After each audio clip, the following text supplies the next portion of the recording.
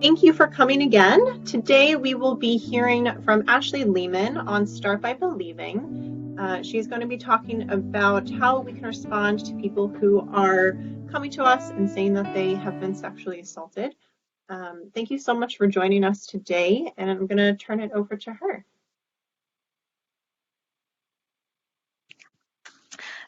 So my name is Ashly, and I've been a nurse for about 5 years. In that 5 years, I've worked here at Good Shepherd, and I've worked in the emergency department.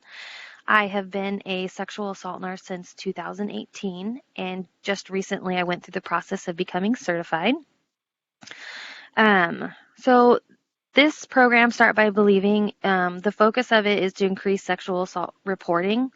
With increased reporting, it helps decrease crime and increase safety in our community.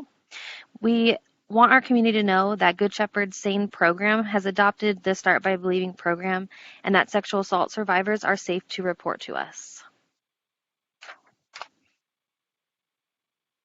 The little orange box, I'm not sure why that's there, but it just says anyone can. Sexual assault does not discriminate. While women experience sexual assault more often than other genders, we need to remember that men, transgender, and gender nonconforming individuals are also susceptible to rape.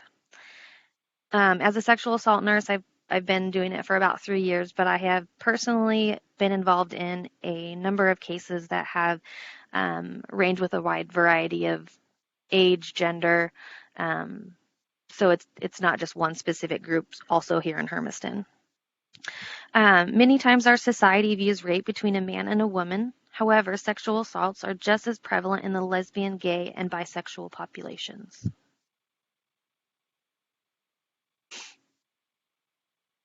So every 98 seconds, an American is sexually assaulted.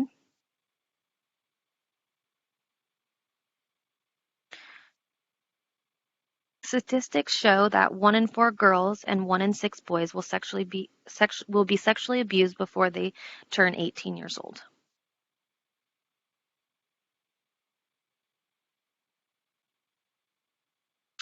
"91% of victims of sexual assault are female, and 99% are male. 1 in 3 Native American women will be raped in their lifetime, which is really important because we are so close to the Umatilla Indian Reservation.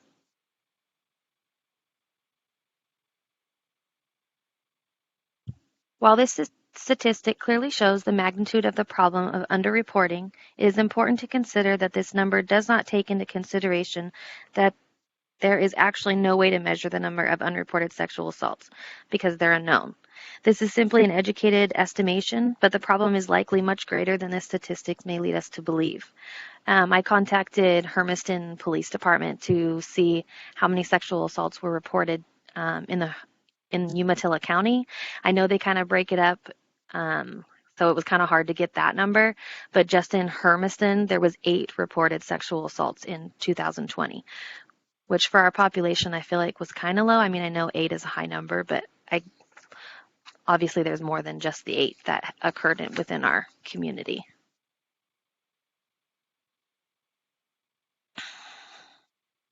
So just something to think about, how many of you have a child you're going to be sending off in the next couple of years to college? We don't want to participate in this statistic.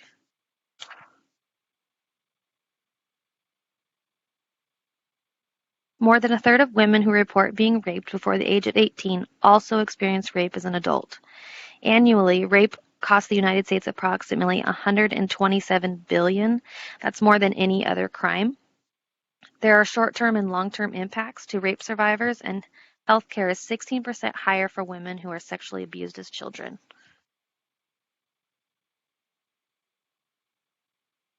So there's a little video. 22 when I was raped. I was 19. I was 20. I didn't report it for, 1,000 reasons, a million reasons. It was somebody I was involved with. It was a friend of a friend. My drug dealer. Met this photographer by myself. I got very drunk. I met some guy in this bar. He started trying to kiss me, and And I said, no. He takes my left leg and raises it on his shoulder. He went to put his hand in my panties, and I tried to kind of deflect his hand, and that's when he slapped my hand away. I blacked out. I was fighting like pretty hard at this point, just saying, no, please don't, please don't. I came to, internally I was shaking. I was really trying to look as calm as possible. And I could tell that something that I hadn't wanted to happen happened. He held me down, and he forced himself inside me. I was being pleasant and nice just so I could remain safe and get out of there. And I kind of just ran out into the street with like my pants on inside out and my shoes off. And he sat up and he looked at me, and that was, I guess, the scariest moment for me, because I could tell he was deciding whether he was actually going to stop or not. And that was the moment that I realized that I had thought I was in control of a situation that I was not in control of at all. And I blame myself for putting myself in that situation. I knew that I had no proof.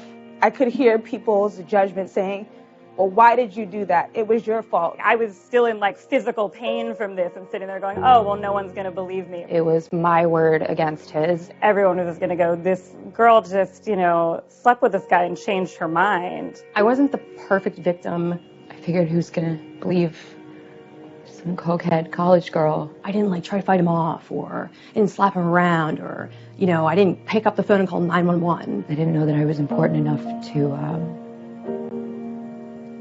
draw boundaries around what people could and couldn't do with my body. Who wants to come forward with the literal most violating thing that can happen to you, relive it, and then have people telling you that you're making it up? And I thought I would just be better off trying to put this behind me.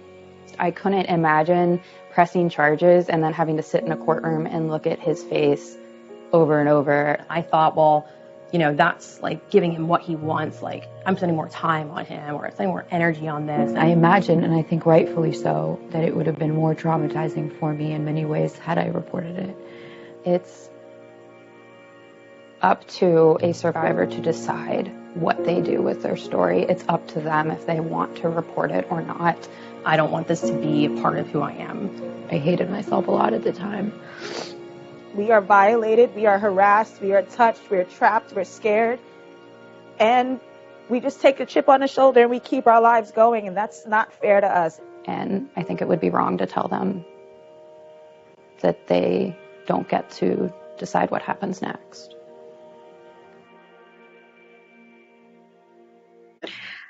Okay, so how will you respond when a sexual assault victim tells you their story? Do these judgments or questions creep into your mind? Any woman or man should have the right to go out on a date, to a bar, drink alcohol, kiss a boy, and not be fearful of being raped. Although you might not approve of someone's behavior or choices, that does not make it okay for them to be assaulted.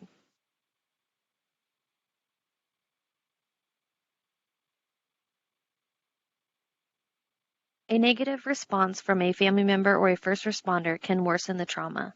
This fosters an environment where victims are afraid to report, and sexual assault predators face zero consequences for their crimes.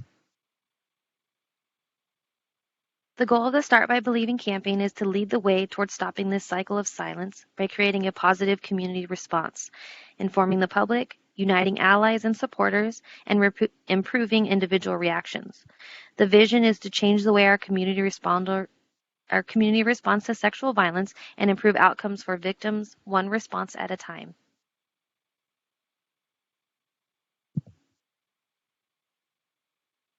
As you can see, there is a multitude of reasons that sexual assault victims do not report. Are you ready to end the cycle of silence? By increasing sexual assault reporting, we will decrease the amount of perpetrators that walk free. By transforming our personal and professional responses to sexual assault, we can help pursue justice and healing. This is an international campaign that communities around the world are employing to better serve victims of sexual violence. We hope to build on the momentum of this successful program in order to transform the way that Hermiston and the surrounding area support sexual assault victims. Our goal is to reach as many community members as possible, including law enforcement, medical professionals, community leaders, teachers, and friends and family members. Friends and family members are most often those who a sexual assault victim confides in first, so it's important that we reach them as well. Our larger hope is that through this campaign, we can begin to support victims of any type of interpersonal violence, like bullying, stalking, and domestic violence.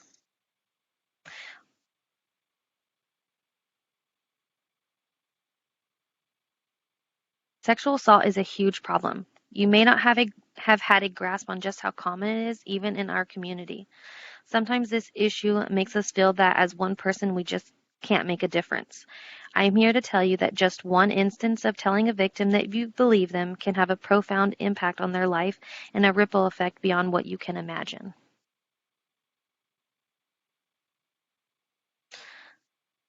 When someone says, "I have been raped," the most important words to say are, "I believe you." So today I am asking you for your pledge. We are asking you to look beyond the responses that you may have been conditioned to give in regard to sexual assault victims. Consider what you've learned today and make the choice to give victims the opportunity to receive the help and support that they deserve.